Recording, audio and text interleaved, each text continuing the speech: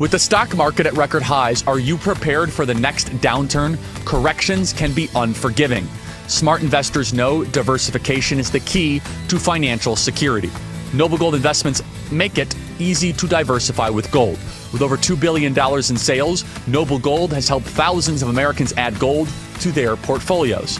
Open a qualified account today and receive 2 5-ounce Silver America the Beautiful coins as a thank you. NobleGoldInvestments.com. Don't let the next correction catch you off guard. NobleGoldInvestments.com. Joining us now is one of the most important members of the U.S. Senate and an all-around amazing person, Senator Rand Paul. Senator, great to see you.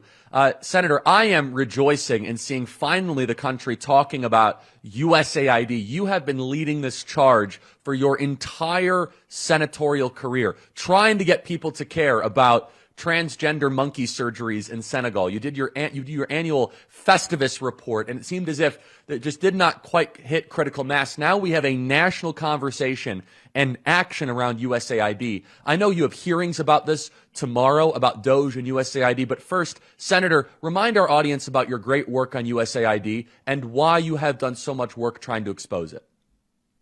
You know, we've been talking for a decade or more about the idea that when we run a deficit here at home, we shouldn't be borrowing money to send it anywhere.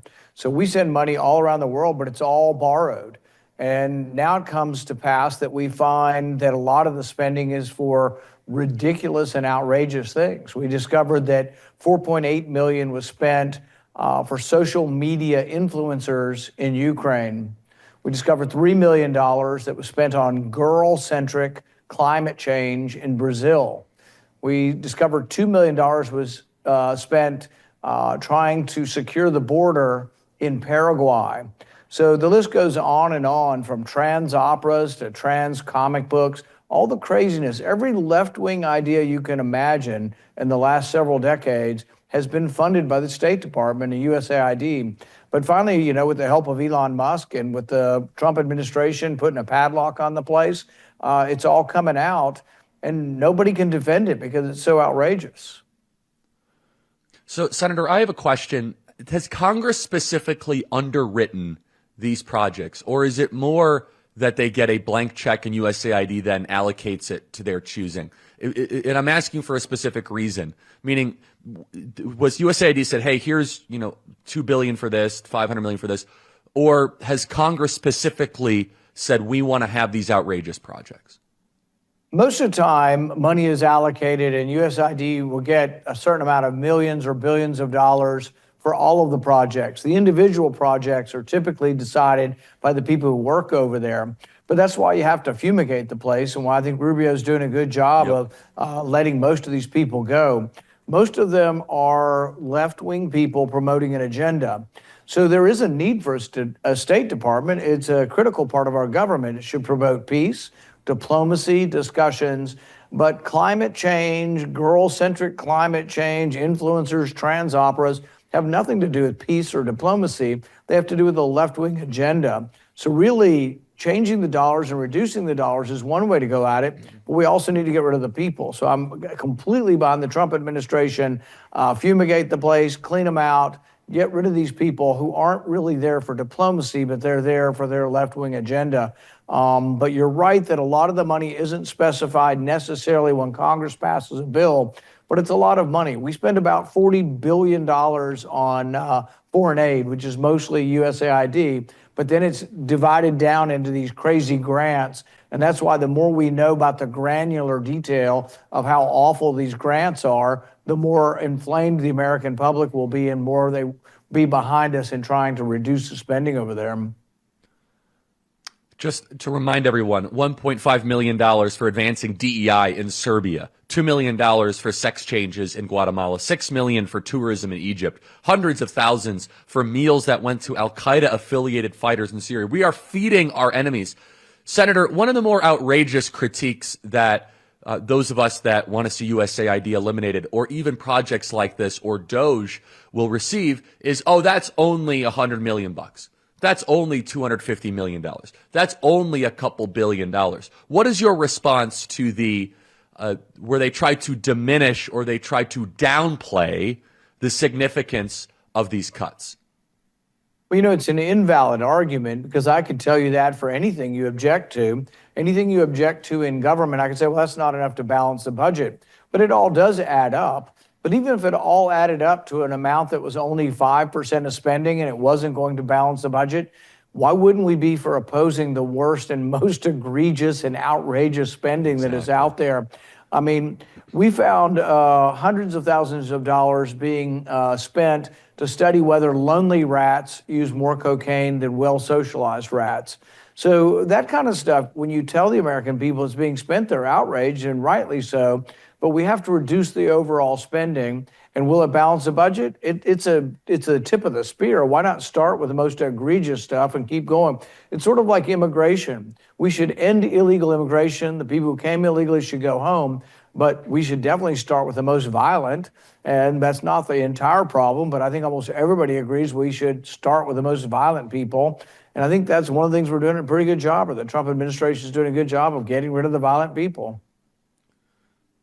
I totally agree. So, Senator, tell us about your hearing tomorrow, what we can expect, and more broadly, how Congress can buttress up against the incredibly important work of DOGE right now.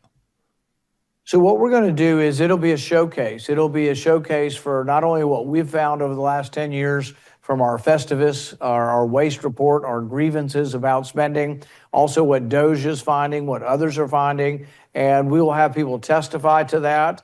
And I'm sure the Democrats will bring someone to testify why we need to continue all this aid.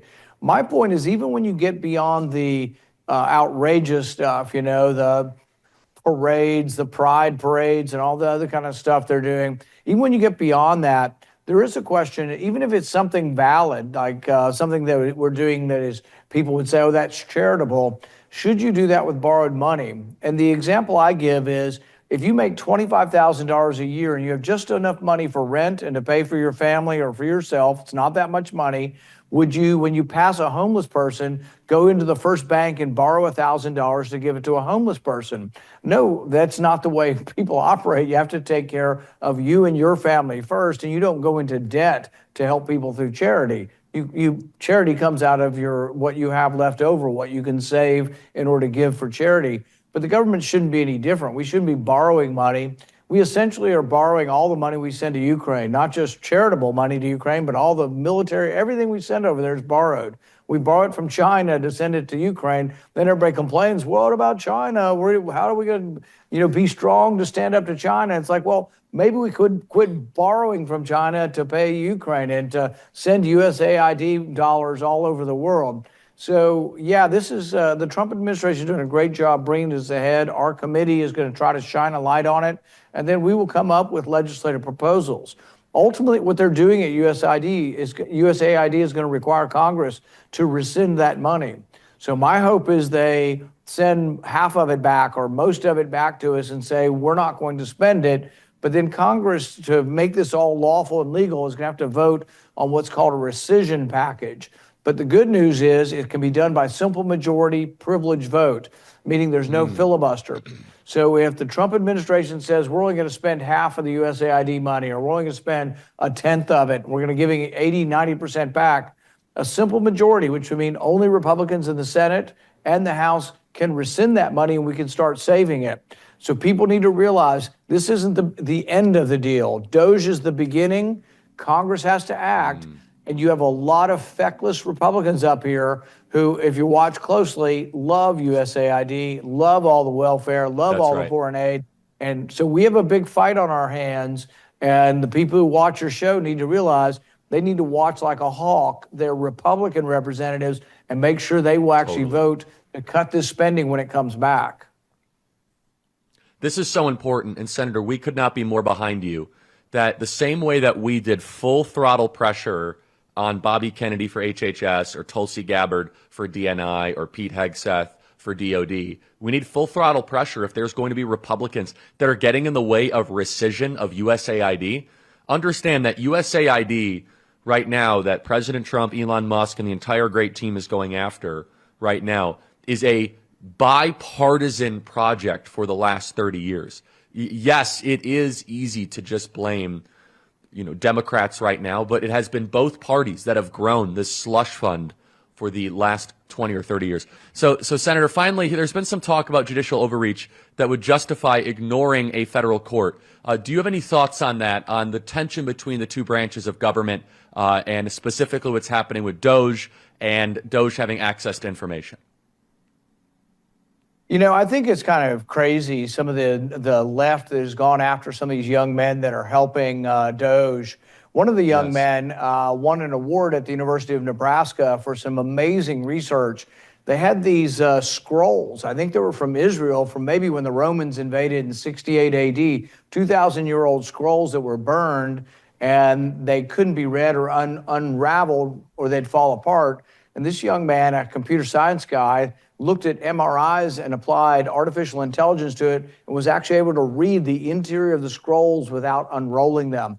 And this amazing genius, we should be lauding him and applauding him for helping DOJ to reduce spending problems, and yet the left is doxing him and trying to get him attacked. I think it's despicable. No, I completely agree. Senator, last question here, and thank you for being generous with your time. I've been pushing for a while, and you've been pushing for even longer than I have, for the pardon commutation of Ross Ulbricht. I know that you mentioned this to the president when you saw him recently. Any comments on President Trump's pardon of Ross Ulbricht? We were really excited about it. I spoke with the president in his first administration about it. I've met with Ross's mom. We've talked about it. And it became kind of a libertarian cause because he was involved with something that was illegal, a website that had people trading drugs on it, but he was given 2 life sentences. And so I think the punishment should be proportional to the crime. In this case, it was extremely disproportionate, and so we were glad that the president granted the pardon. He's still a relatively young man, but he spent 11, 12 years in prison, and it'd be great for him to get out and be a productive member of society again. I think this went a long way towards libertarians who had a choice of voting for a third party or voting for Trump. And Trump was honest and to his word, did pardon him. I think it was a good thing. Senator, thank you so much. We look forward to the hearing Thursday. Thank you for your leadership. We really appreciate it. Thank you.